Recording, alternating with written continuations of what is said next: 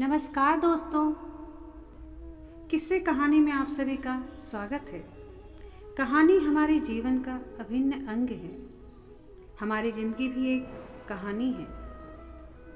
समाज ही कहानी बनाता है और कहानियों में ही समाज समाया होता है। जात पात शहरों में देखने को तो नहीं मिलता है, मगर गांव में अभी भी जात पात और ऊंच नीच में भेदभाव किया जाता है। ऐसे ही ऊंच नीच के भेदभाव से उत्पन्न हुई परेशानियों को उजागर करता है प्रेमचंद्र द्वारा लिखित कहानी ठाकुर का कुआं। तो दोस्तों, चलिए सुनते हैं ठाकुर का कुआं। जोखू ने लोटा मुंह से लगाया तो पानी में सख्त बदबू आई। गंगी से बोला, ये कैसा पानी है, मारे बास के पिया नहीं जाता है। गला सूखा जा रहा है और तू सड़ा हुआ पानी पिला देती है।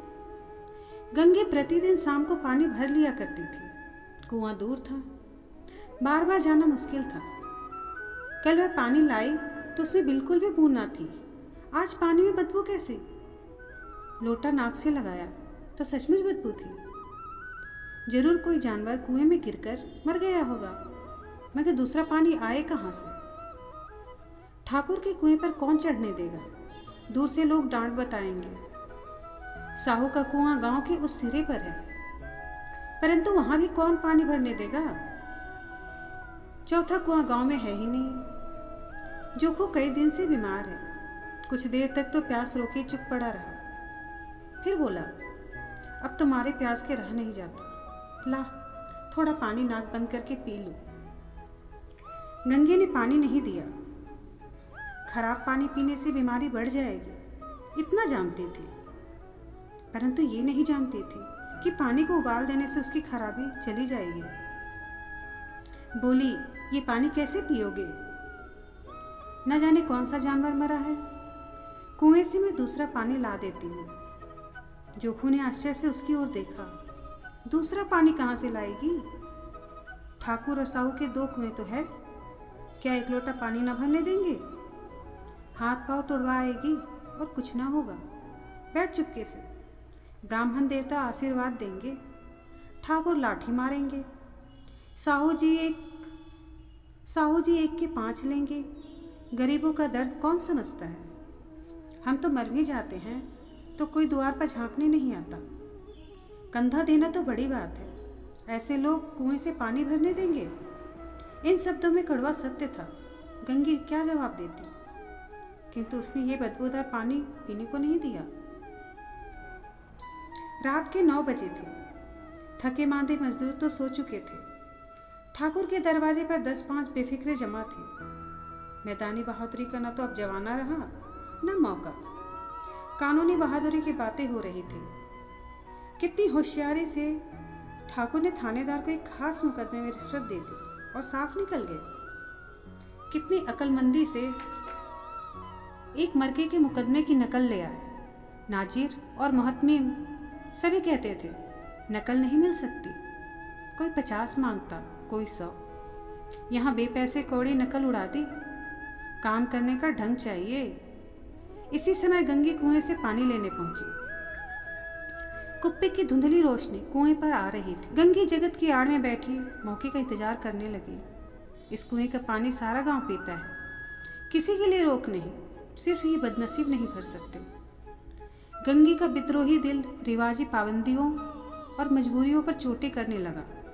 हम क्यों नीच हैं और ये लोग क्यों ऊंच हैं? इसलिए कि ये लोग गले में तागा डाल लेते हैं। यहाँ तो जितने हैं एक से एक छठे हैं। चोरी ये करे, जाल फरेब ये करे, झूठे मुकदमे ये करे।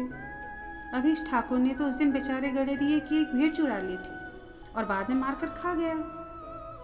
इन्हीं पंडित जी के घर में तो 12 मास जुआ होता है। यही साहू जी तो घी में तेल मिलाकर बेचते हैं, काम करा लेते हैं और मजदूरी देने में नानी मरती है इसकी। किस बात में हमसे ऊंचे हैं? हाँ, मुंह से हमसे ऊंचे हैं। हम गली गली चिल्लाते नहीं कि हम ऊंचे हैं, हम ऊंचे हैं। कभी गांव में आ जाती हूँ तो रसभरी आंखों से देखने लगते हैं, जैसे सबकी छाती पर सांप लौटने लगता है, परंतु घमंड ये कि हम ऊंचे हैं। कुएं पर किसी के आने के हट हुए। गंगी की छाती धक धक करने लगी। कहीं देख ले तो गजब हो जाए।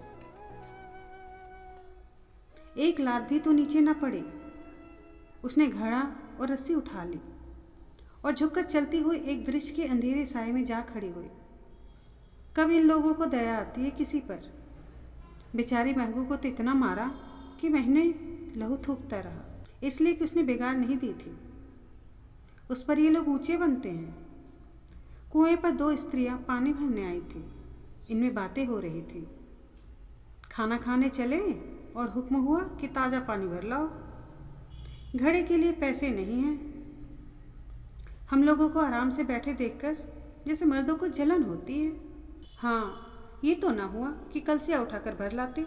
बस हुक्म चला दिया कि ताज़ा पानी लाओ, जैसे हम नौरिया ही तो हैं। नौरिया नहीं तो और क्या हो तुम? रोटी कपड़ा नहीं पाती, 10-5 रुपए छीन झपट के ले ही लेती हो। और नौरिया कैसी होती है? मत लजाओ दीदी, छिन भर आराम करने को जी तरस कर रह जाता है। इतना काम किसी दूसरे के घर कर देती तो इससे कहीं आराम से रहती। ऊपर से ये एहसान मानता, यहाँ काम करते करते मर जाओ, पर किसी का मुंह भी नहीं सीधा होता। दोनों पानी भरकर चली गई तो गंगी वृक्ष की छाया से निकली और कुएं के जगत के पास आई। बफिक्रे चले गए थे। ठाकुर भी दरवाज़ा बंद कर आंगन में सोने जा रहे थे। गंगी ने क्षणिक सुख की सांस ली। किसी तरह मैदान तो साफ हुआ। अमृत चुरा लाने के लिए जो राजकुमार किसी जमाने में गया था, वो भी शायद इतनी सावधानी के साथ और समझबूझ कर ना गया होगा। गंगी दबे पांव कुएं के जगत पर चढ़ी। विजय का ऐसा अनुभव उसे पहले कभी नहीं हुआ था। उसने रस्सी का फांदा घड़े में डाला, दाएं बाएं चौकन्नी दृष्टि से देखा, जैसे कोई सिपाही रात को शत्रु के किले में सुराग कर रहा हो। अगर इस समय वह पकड़ ली गई तो फिर उसके लिए माफ़ी या रियायत की रत्ती भर उम्मीद नहीं। अंत में देवताओं को याद करके उसने कलेजा मजबूत किया और घड़ा कुएं में डाल दिया। घड़े ने पानी में गोता लगाया, बहुत ही आहिस्ता, जरा भी आवाज़ ना हुई। गंगी ने 2-4 हाथ जल्दी जल्दी मारे। घड़ा कुएं के मुंह तक आ पहुंचा। कोई बड़ा पहलवान भी इतनी तेजी से उसे न खींच सकता था। गंगी झुकी कि घड़े को पकड़कर जगत पर रखे कि एकाएक ठाकुर साहब का दरवाज़ा खुल गया। शेर का मुंह इससे अधिक भयानक नहीं होगा। गंगी के हाथ से रस्सी छूट गई।